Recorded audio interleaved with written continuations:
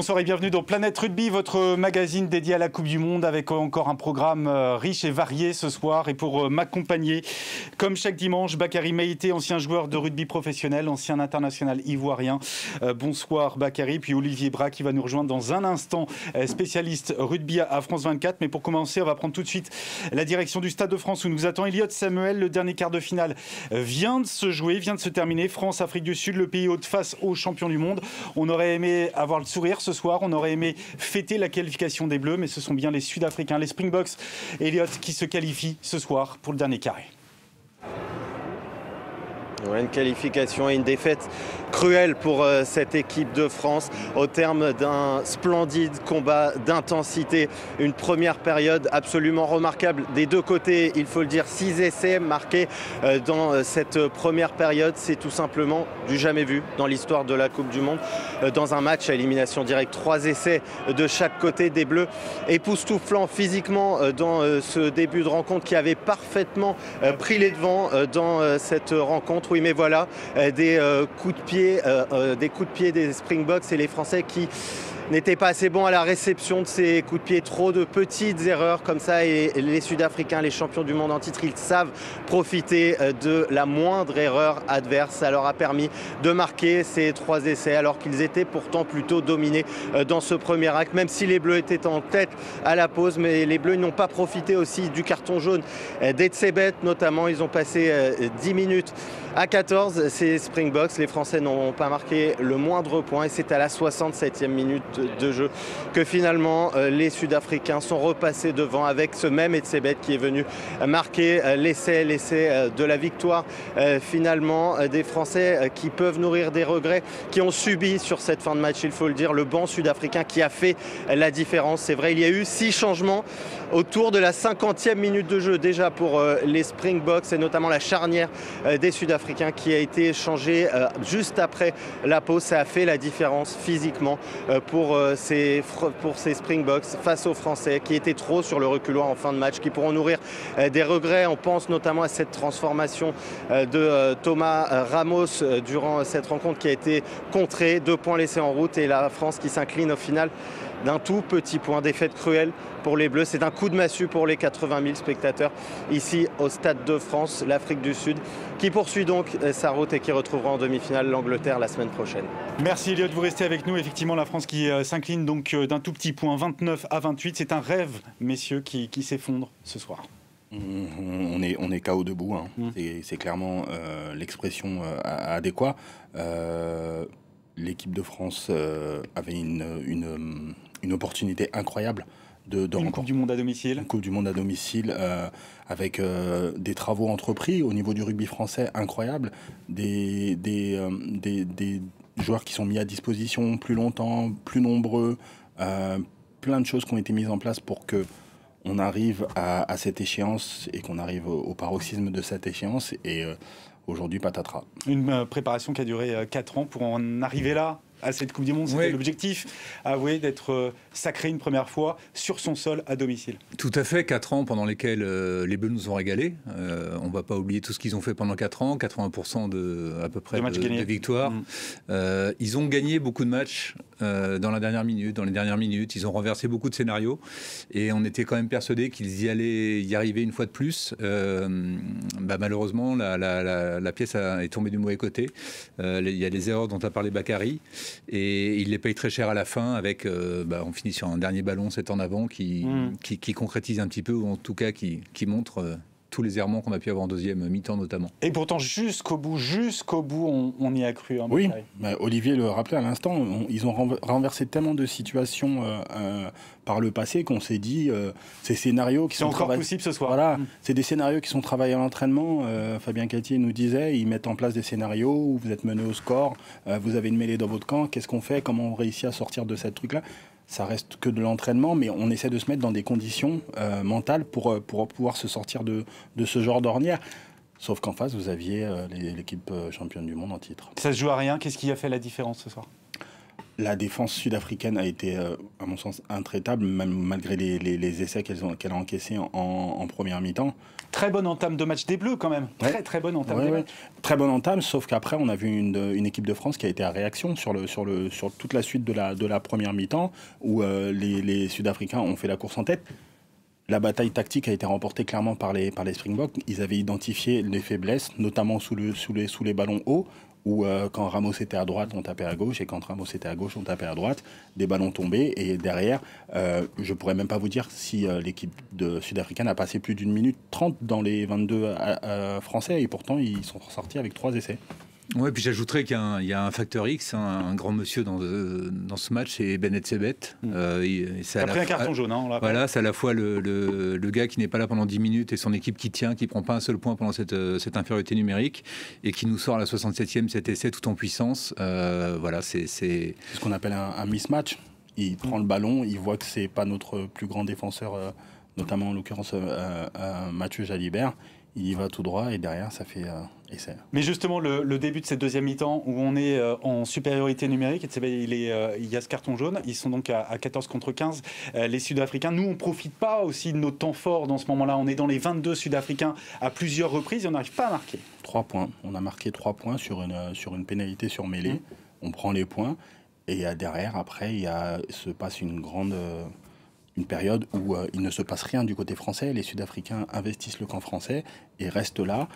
Moi, j'ai eu cette sensation qu'ils ne voulaient pas marquer trop tôt, les Sud-Africains, qu'ils ont attendu pour mettre cette banderille à 10-12 minutes de la fin, en sachant que derrière, ils auraient une grosse défense et que les dés avaient été jetés à ce moment-là. Encore une fois, la bataille tactique, je vous le rappelle... Fabien Galtier se délectait de cette opposition tactique avec Ninaber et Erasmus. Et aujourd'hui, il a perdu cette bataille technique. Oui, et puis j'ajouterais que cette deuxième mi-temps, on voit aussi les Français perdre un secteur essentiel qui est la mêlée. On est sifflé 2 fois. Et Samuel le rappelait depuis le Stade de France, le banc des remplaçants sud-africains a été énorme. Il était surprenant. Dès la 45e, ça fait la on change la différence. charnière. On en avait parlé dans les jours précédents de cette rencontre-là. Attention à la profondeur de banc sud-africaine. Ils sont sans doute supérieurs dans ce secteur-là. Ils avaient choisi un banc qui était moins impressionnant qu'ils ont pu le faire contre notamment l'Irlande. C'était un banc plus classique avec 3 quarts et 5 avant.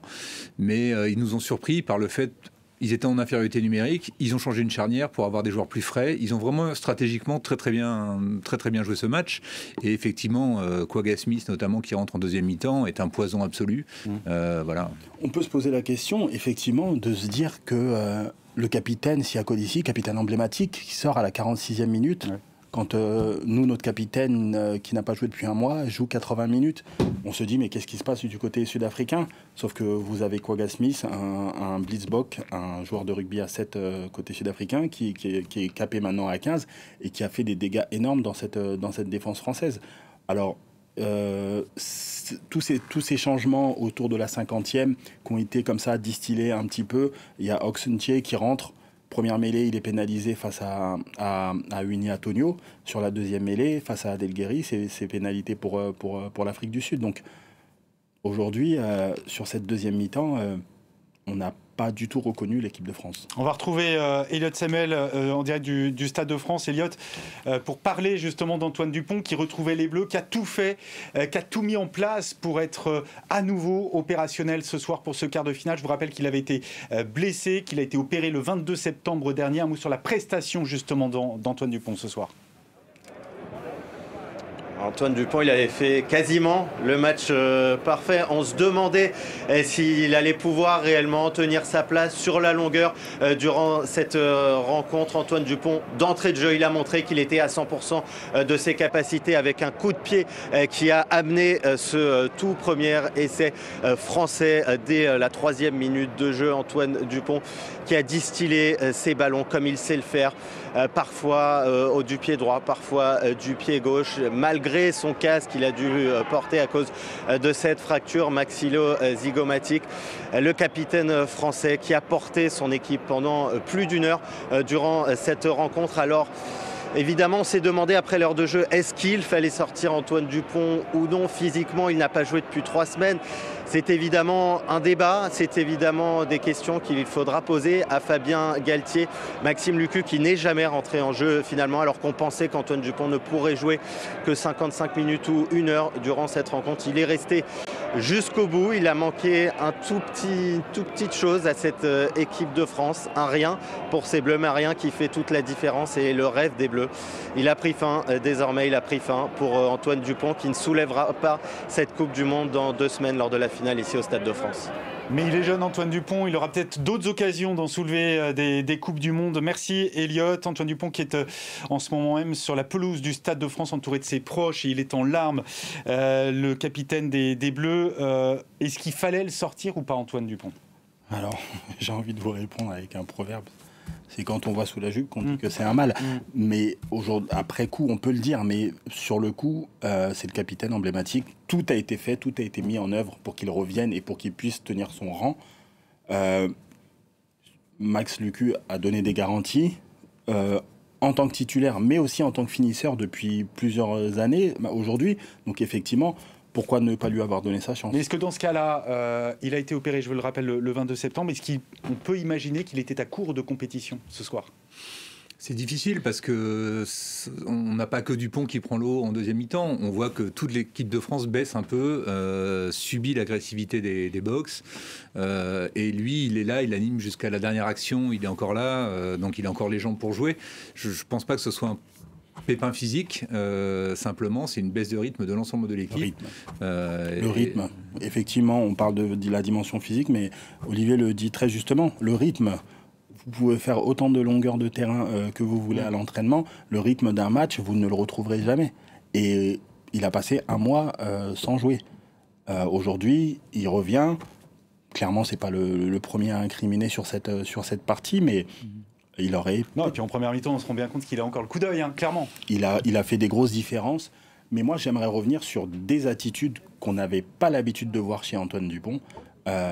C'est ces attitudes de numéro 9 qu'on voit chez d'autres qui réclament des fautes auprès de l'arbitre au lieu de s'occuper de son jeu. On avait la sensation que depuis maintenant 4 ans, il était programmé, il faisait son match, il accélérait quand il avait envie d'accélérer, il faisait les différences qu'il avait envie de faire. Et aujourd'hui, on l'a vu lever les bras, demander des fautes, regarder Monsieur O'Keefe à plusieurs La prestation reprises. justement de Ben O'Keefe, il fait partie du jeu. Olivier, il fait partie du jeu. Beaucoup plus. On a le sentiment sur certaines actions que ça doit tourner dans un sens, des fois pour les Bleus. C'est assez difficile devant son écran réellement de juger parce qu'on n'a pas tous les angles de caméra qu'ont les arbitres.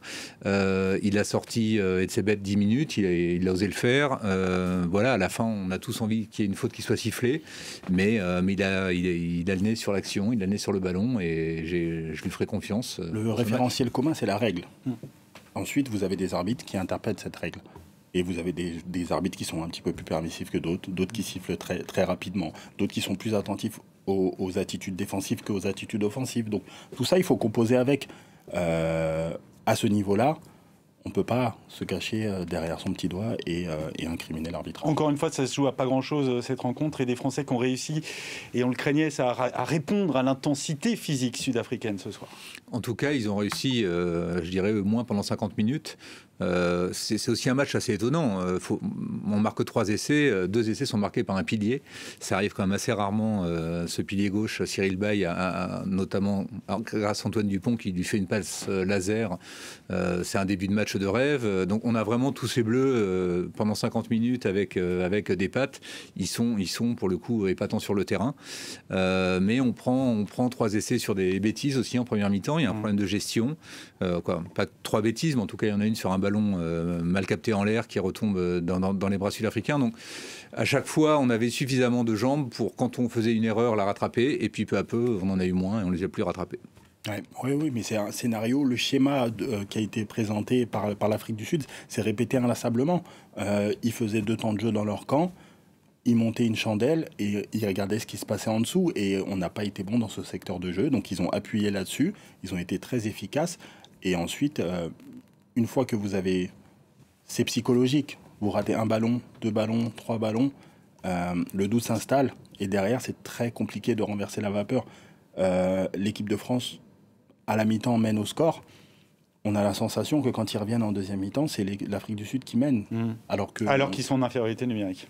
Alors qu'ils sont en infériorité numérique, on n'a pas eu cette bascule mentale qui nous a permis d'être fort mentalement. On y a cru en tant que spectateur. On se disait que on a vu tellement de scénarios de ce type-là qu'on se disait qu'ils vont revenir dans la partie, qu'ils vont les crucifier, mais ça n'a pas été le cas. Allez, on va découvrir l'affiche maintenant des demi-finales de cette Coupe du Monde qui se déroule donc en France et qui va se poursuivre sans le 15 de France. Vendredi, Argentine, Nouvelle-Zélande et puis samedi, Afrique du Sud, Angleterre. Messieurs, un mot sur ces deux affiches, donc Argentine-Nouvelle-Zélande, cette première demi-finale ce vendredi. C'est déjà une demi-finale qu'on n'attendait pas forcément, même si on savait que les deux parties de tableau étaient très inégales et que la partie dans laquelle était l'Argentine leur laissait une chance d'arriver beaucoup plus facilement à ce stade de la compétition. L'Argentine battue d'entrée, on s'en souvient, par l'Angleterre. 27-10. On a vu une Argentine qui va mieux. Contre le Pays de Galles, elle a su gérer, mais c'est vraiment en fin de match qu'elle a pris le dessus face à les Gallois qui étaient là pour le coup très fatigués. Donc c'est des Pumas qui arrivent, qui sont quand même sur le papier nettement inférieurs aux Néo-Zélandais. Et ce que nous ont montré les Néo-Zélandais en plus hier contre l'Irlande laisse craindre un match très All Black. L'Angleterre qui se qualifie, c'est brouillon, c'est pas forcément beau à voir, mais ça passe, c'est encore passé face aux Fidji cet après-midi. Et fantasmer des demi-finales 100% hémisphère nord, les trois qui étaient mieux classés que l'Angleterre sont passés à la trappe, et l'Angleterre avec une préparation plus que difficile, une entrée en matière face à l'Argentine avec un jeu qui n'était pas des plus séduisants, qui a continué à être très moribond dans cette compétition et au rendez-vous des demi-finales. Le pragmatisme anglais, Steve Borthwick, qu'on n'attendait pas à pareille fête, et aujourd'hui, je pense qu'ils vont avoir un gros morceau face à l'Afrique du Sud sur cette demi-finale. Néanmoins, eux, ils sont au rendez-vous. Et ces demi-finales qu'on suivra, le temps nous manque, messieurs. Je vous remercie tout d'abord, et je remercie également Elliott Samuel qui est resté en place au Stade de France et qui suivra le week-end prochain donc ces demi-finales. Rendez-vous nous dimanche prochain pour parler évidemment de ces demi-finales. Je vous le rappelle, les affiches Argentine, Nouvelle-Zélande, vendredi, Afrique du Sud, Angleterre. Ça, c'est le programme de samedi. Merci à vous de nous avoir suivis et l'info se poursuit sur France 24.